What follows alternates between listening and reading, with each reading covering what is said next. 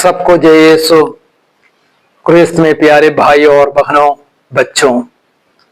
पिछले 9 दिनों से हम मां मरियम के जन्मोत्सव की तैयारी में नवरोजी प्रार्थना करते आ रहे हैं और आज बड़े हर्षोल्लास के साथ हम मां मरियम का जन्मोत्सव मना रहे हैं।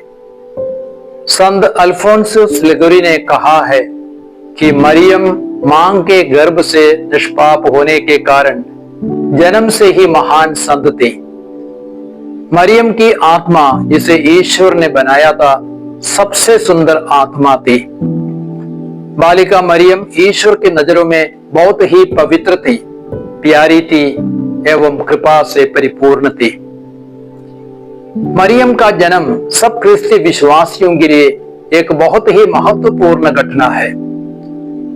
परंपरा के अनुसार कलीसिया सितंबर 8 तारीख को मरियम का जन्मोत्सव मानती है और मनाती है, लेकिन मरियम के जन्म के बारे में बाइबल बिल्कुल मौन है।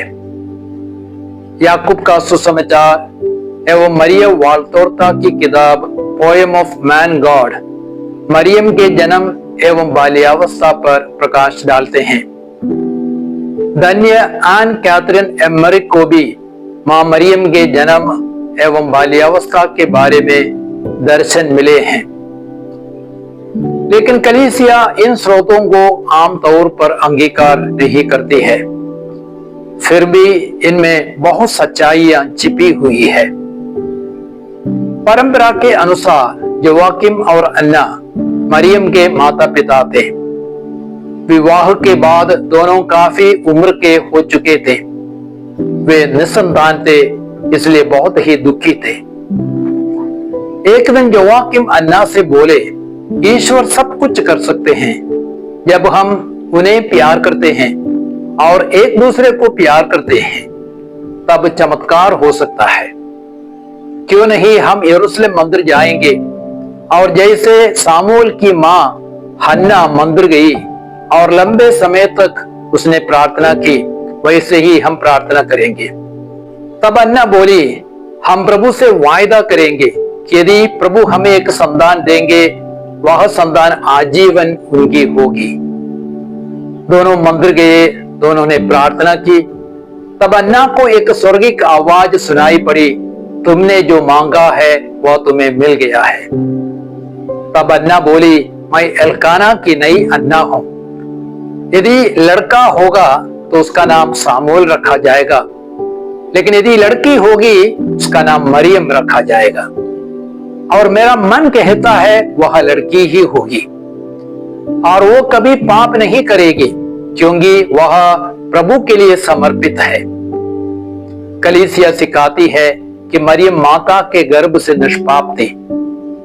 संत पापा पियूस नवी ने 1854 में इस बात को एक धर्म सिद्धांत के रूप में घोषित किया है।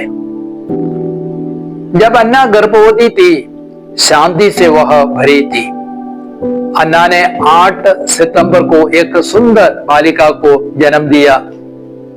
उस समय एक तारा स्वर्ग में दिखाई पड़ा, इंद्रधनुष भी दिखाई पड़ा, जो नूह के साथ ईश्वर के विधान का चिन्ह था। तब अन्ना बोली, मरियम एक सितारा है, उसका चिन्ह स्वर्ग में है। वह शांति की मंजूषा है, शुद्ध चंद्रमा है, हमारा मोती है। जब मरियम 3 वर्ष की हुई, योआकिम और अन्ना ने अपने वायदे के अनुसार बच्ची को मंदिर में चढ़ाया। मरियम आजीवन प्रभु की बनी। बच्चे सर्वप्रथम ईश्वर के होते, तब माता पिता के होते। माता पिता बहुत दुखी थे, फिर भी संतुष्ट थे। वे अकेलापन महसूस कर रहे थे, फिर भी शांति से भरे थे, क्योंकि उन्होंने प्रभु की योजना को पूरा किया था। कुछ समय के बाद योआकिम और अन्ना दोनों स्वर्गवासी हो गए। यरूशलेम मंदिर में मरियम अन्य समर्पित बच्चियों एवं लड़कियों के साथ मसीह के आगमन के लिए रोज प्रार्थना करती थी एवं गीत गाती थी। तब मरियम के अंतरत्व में आवाज गूंज उठी, मैं तुम्हें चाहता हूं, मैं तुम्हें चाहता हूं। तब मरियम बोली, मैं एक कुंवारी हूं, मैं कुंवारी ही रहूंगी। देखते देखते मरियम सयानी हो गई और यहूदी नियम के अनुसार हर लड़की को विवाह करना था और मां बननी थी। लेकिन यह कैसे हो सकता है? मरियम दुविधा में पड़ गई। तब उसके मन में विचार आया, मैं विवाह करूंगी, लेकिन मैं अपने होने वाले पति से बोलूंगी कि ईश्वर ने मेरा कुंवारापन मांगा है और मैंने कुंवारी रखने का वायदा किया है। ईश्वर की इच्छा के अनुसार जोसेफ मरियम के होने वाले पति के रूप में चुना गया। मरियम जोसेफ से बोली, ईश्वर ने मेरे कुंवारापन का चढ़ावा मांगा है। मैंने ईश्वर से कुंवारी रहने का वायदा किया है। तब जोसेफ बोला, मैंने नाज़िर व्रत लिया है, मैं भी ईश्वर के लिए समर्पित हूं। तुम्हारे चढ़ावे के साथ मैं भी अपना कुंवारापन चढ़ाता हूं। हम स्वर्गदूतों के समान प्यार करेंगे। आज योआकिम और अन्ना एवं मरियम हमें क्या संदेश देते हैं? पहला संदेश यह है, हमें कभी निराश नहीं होना है, अंत तक विश्वास में दृढ़ रखना है। योआकिम और अन्ना निसंतान होने के बावजूद भी विश्वास में दृढ़ थे और उन्होंने विश्वास के साथ प्रार्थना की। विश्वास पहाड़ों को हटा सकता है, बाधाओं को दूर कर सकता है। इब्रानियों के पत्र अध्याय 11 वाक्य संख्या 6 में वचन कहता है, विश्वास के अभाव में कोई ईश्वर का कृपा पात्र नहीं बन सकता। यूहन्ना 11:40 में यीशु कहते हैं, यदि तुम विश्वास करोगे तो ईश्वर की महिमा देखोगे।